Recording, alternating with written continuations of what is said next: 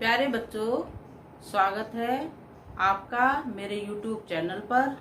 मेरा नाम कुसुमलता सक्सेना है और मुझे टीचिंग अनुभव 32 इयर्स का है। पहले मैंने आपको अव्ययभाव समास और द्विगु समास के बारे में समझाया था। आज मैं अन्य समासों के बारे में समझाऊंगी। आप मेरे वीडियो को शुरू से अंत तक देखेंगे तभी आपकी समझ में आएगा, अन्यथा नहीं आएगा, क्योंकि पूरी वीडियो देखने से ही आपको सारी जानकारी मिल सकती है। तो शुरू करते हैं आज द्वंद्व समास के बारे में। नंबर 1, द्वंद्व समास।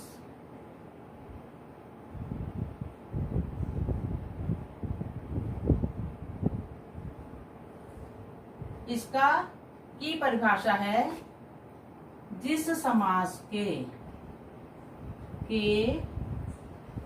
दोनों पद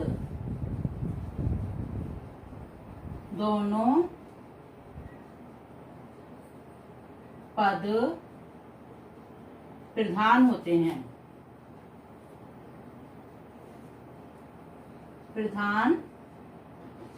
होते हैं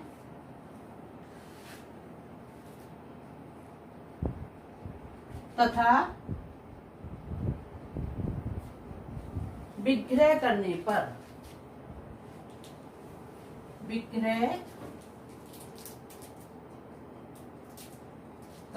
पर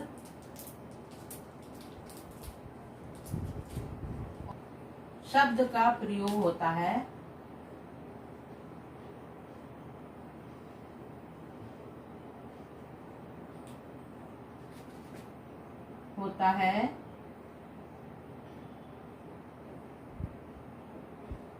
उसे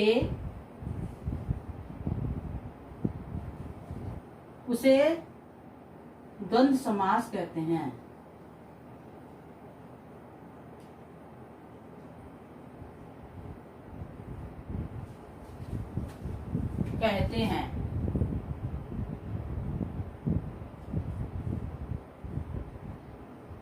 बच्चों, ये समास सबसे आसान समास है।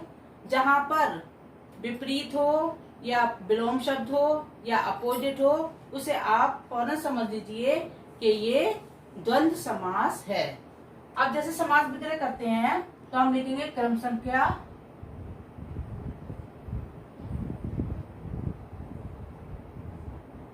पद समास विग्रह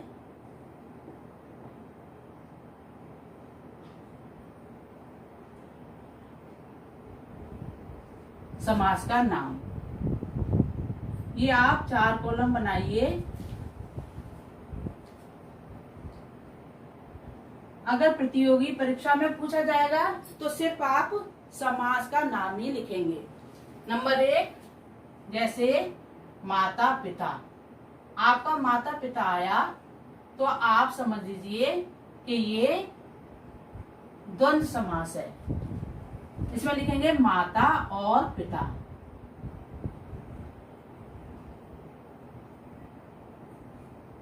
पिता बराबर द्वंद्व समास। सबसे आसान समास द्वंद्व समास ही है, क्योंकि ये आपके आसानी से समझ में आ जाता है।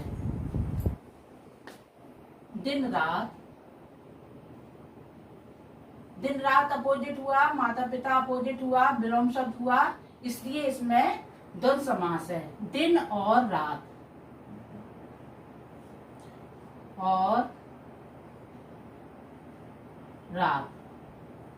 बराबर द्वंद्व समास। नंबर 3, सुख दुख सुख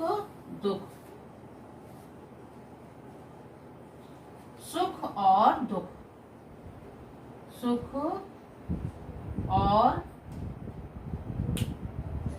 दुख बराबर द्वंद्व समास। लाभ हानि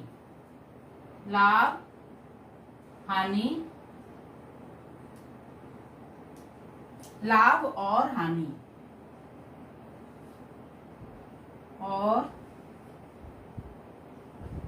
हानि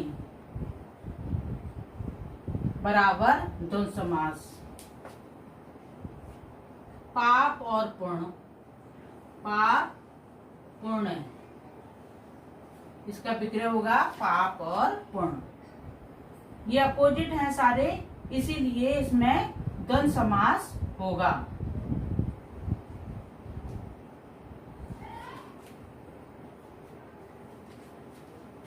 पति और पत्नी, पत्नी, इसका विग्रह करेंगे पति और पत्नी।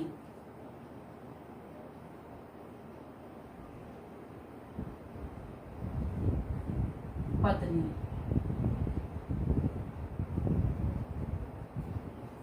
इसी तरह से और समास भी कर सकते हैं, जैसे अपना और पराया, अपना पराया बराबर अपना और पराया।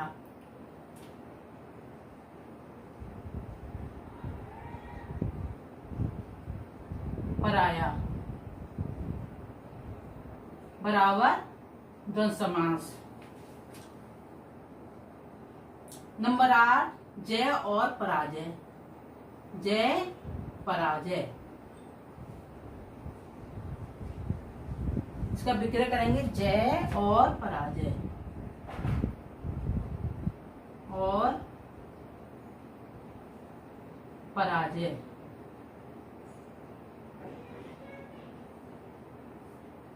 ये आपके पूरी तरह से समझ में आ गया होगा। ये समास, जिस समास में के दोनों पद प्रधान होते हैं तथा विग्रह करने पर और शब्द का प्रयोग होता है, उसे द्वंद्व समास कहते हैं। जैसे माता पिता, माता और पिता द्वंद्व समास। दिन रात, दिन और रात द्वंद्व समास। सुख दुख, सुख और दुख द्वंद्व समास। लाभ हानि, लाभ और हानि द्वंद्व समास। इसी तरह से सारे समास आप आसानी से कर सकते हैं। नंबर 2, कर्मधारय समास। जिस समास का पहला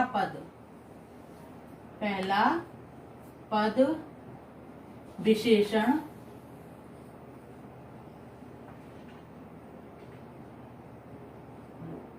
और उपमान और उपमेय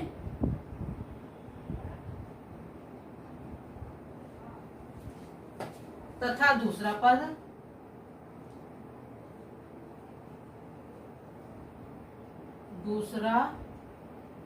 पद विशेष और उपमान,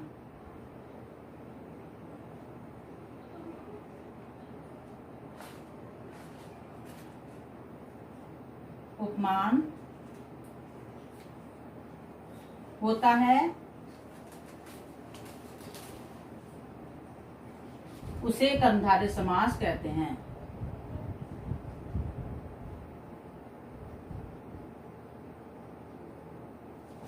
समास कहते हैं।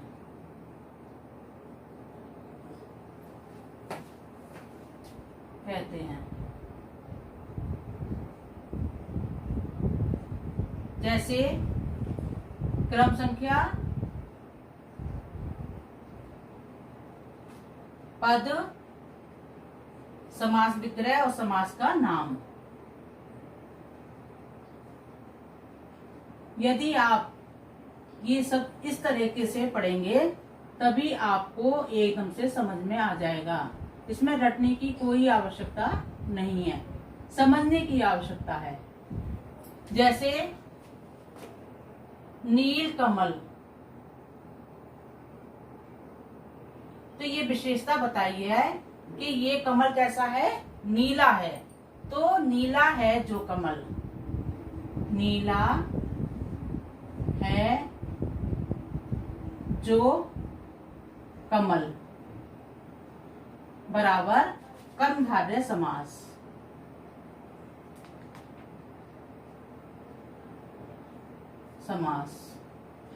नंबर 2, पीत वस्त्रम, पीत वस्त्र। इसमें बताया है कि ये वस्त्र कैसा है, पीला है।